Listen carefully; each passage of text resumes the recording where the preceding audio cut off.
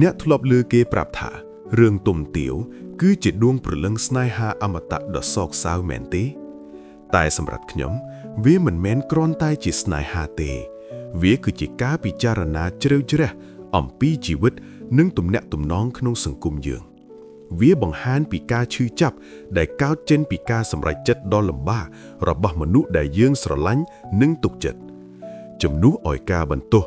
យើងគួរស្ដាប់និងយល់ដឹងដើម្បីរៀនសូត្រឧទាហរណ៍យាយផាន់ម្ដាយដែលពោរពេញដោយសេចក្តីស្រឡាញ់ប៉ុន្តែត្រូវបានដឹកនាំដោយសម័យកាលរបស់គាត់អេលិនចូលយើងសម្លឹងមើលយាយផាន់ដោយចិត្តស្មោះគាត់ជាម្ដាយដែលមានចរិតខ្លាំងដែលធំឡើងក្នុងសម័យដែលសង្គមអនុគ្រោះថាការលះបង់កូនសម្រាប់គ្រួសារគឺជាសេចក្តីស្រឡាញ់គាត់ចង់ឲ្យកូនស្រីទាវមានជីវិតល្អដោយគិតថាទំនាក់ទំនងជាមួយបុរសមានឥទ្ធិពលនិងផ្ដល់សុខសាន្ត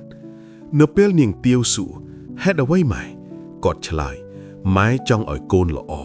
ម៉ែចង់ឲ្យកូនមានអនាគតវាជាការបញ្ជាក់សេចក្តីស្រឡាញ់ពីជំនាន់មុនទោះបីវាមិនត្រូវនឹងតម្លៃសម័យថ្មីក៏ដោយយាយផាន់មិនមែនអាក្រក់ទេគាត់ជាជនរងគ្រោះនៃសម័យកាលនិងការអប់រំដែលគាត់ទទួលបាននេះនាំយើងមកដល់ចំណុចសំខាន់របួសផ្លូវចិត្តឆ្លងជំនាន់ឬ generational trauma សង្គមជំនាន់មុនបានបង្រៀនយើងថាស្ត្រីត្រូវពឹងផ្អែកលើប្តីដើម្បីមានសុខសាន្តនិងកេរ្តិ៍ឈ្មោះយាយផាន់ធំឡើងជាមួយជំនឿនេះហើយសម្ពាធវប្បធម៌បានធ្វើឲ្យគាត់ឃើញការសម្រេចចិត្តរបស់ខ្លួនជាការការពារកូនគាត់ស្រឡាញ់កូនយ៉ាងពិតប្រាកដ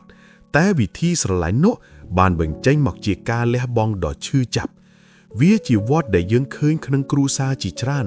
និងការយល់ដឹងនេះជួយឲ្យយើងបំបត្តិវាសម្រាប់ជំនាន់ក្រោយហើយហេតុអ្វីនាងទាវមិនរើបំរាស់ព្រោះទំនៀមទម្លាប់និងការគោរពគ្រួសារគឺជាផ្នែកសំខាន់នៃអត្តសញ្ញាណយើងវាមិនមែនជាគុកទេប៉ុន្តែជាប្រពៃណីដែលយើងត្រូវយល់និងសម្រាប់ខ្លួនការគោរពចាស់ទុំនិងការរក្សាគ្រួសារជួយឲ្យយើងរឹងមាំប៉ុន្តែក៏តម្រូវឲ្យយើងទំនាក់ទំនងបើកចំហដើម្បីរកដំណោះស្រាយរួមវាកប់ជាប់ក្នុងវប្បធម៌ខ្មែរនិងការរៀនសូត្រពីវា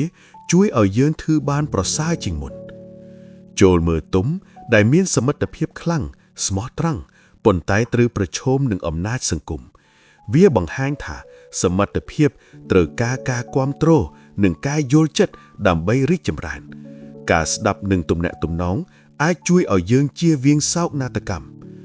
សរុបមករឿងទុំទាវបង្រៀនយើងឲ្យយល់ដឹងពីសេចក្តីស្រឡាញ់ក្នុងគ្រួសារនិងវប្បធម៌